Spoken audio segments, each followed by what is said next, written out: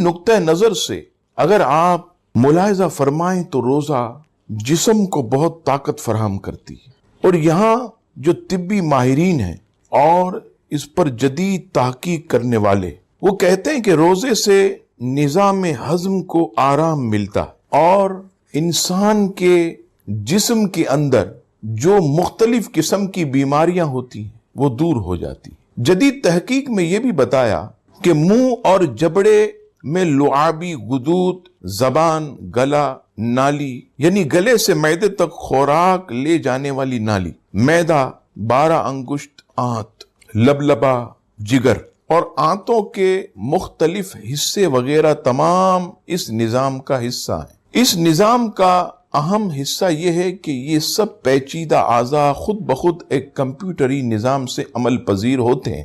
جیسے ہی ہم کچھ کھانا شروع کرتے ہیں یا کھانے کا ارادہ کرتے ہیں، یہ پورا نظام حرکت میں آ جاتا ہے اور ہر عضو اپنا مخصوص کام شروع کر دیتا. یہ ظاہر ہے کہ سارا نظام 24 گھنٹے ڈیوٹی پر ہونے کے علاوہ اعصابی دباؤ اور غلط قسم کی خوراک کی وجہ سے ایک طرح سے گھس جاتا. روزہ ایک طرح سے اس سارے نظام پر 1 مہینے کا آرام طاری کر دیتا، مگر در حقیقت اس کا حیران کن اثر خاص طور پر جگر پر ہوتا، کیونکہ جگر کا کھانا ہضم کرنے کے علاوہ 15 مزید عمل بھی ہوتے ہیں. یہ اس طرح تھکان کا شکار ہو جاتا ہے. جگر ایک ایسے چوکیدار کی طرح جو ساری زندگی کی چوکیدار کے لیے کھڑا ہو. اسی طرح سفرہ کی رطوبت جس کا اخراج ہاضمے کے لیے ہوتا، مختلف قسم کے مسائل پیدا کرتا ہے اور دوسرے اعمال پر بھی اثر انداز ہوتا ہے. دوسری طرف روزے سے جگر کو 4 گھنٹوں تک آرام مل جاتا. یہ روزے کے بغیر بالکل ناممکن، کیونکہ بے حد معمولی مقدار کی خوراک، یہاں تک کہ 1 گرام کے 10ویں حصے کے برابر بھی اگر معدے میں داخل ہو جائے تو پورے نظام ہضم کو کمپیوٹر اپنا کام شروع کر دیتا اور جگر فوراً عمل میں مصروف ہو جاتا. سائنسی نقطہ نظر سے یہ دعویٰ کیا جا سکتا ہے کہ آرام کا وقفہ 1 سال میں 1 مہینے تو لازمی ہونا چاہیے. جدید دور کا انسان جو اپنی زندگی کی غیر معمولی قیمت مقرر کرتا، بہت سے طبی معائنوں کے ذریعے اپنے آپ کو محفوظ سمجھنا شروع کر دیتا. لیکن اگر جگر کے خلیے کو بولنے کی طاقت حاصل ہوتی تو وہ انسان سے کہتا کہ تم مجھ پر ایک بڑا احسان روزہ رکھ کر ہی کر سکتے ہو.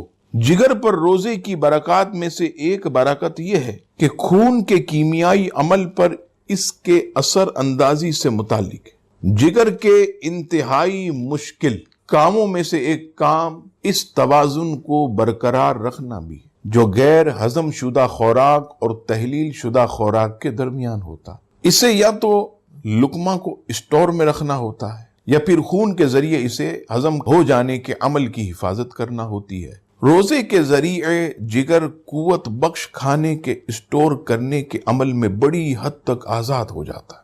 اس طرح جگر اپنی توانائی خون میں گلوبین جو جسم کو محفوظ رکھنے والے نظام کو بلندی دیتا ہے. روزے کے ذریعے گلے اور خوراک کی نالی کی بے حد حساس اعضاء کو جو آرام نصیب ہوتا ہے، اس تحفے کی کوئی قیمت ادا نہیں کر سکتا. روزہ آنتوں کو توانائی بھی فراہم کرتا ہے.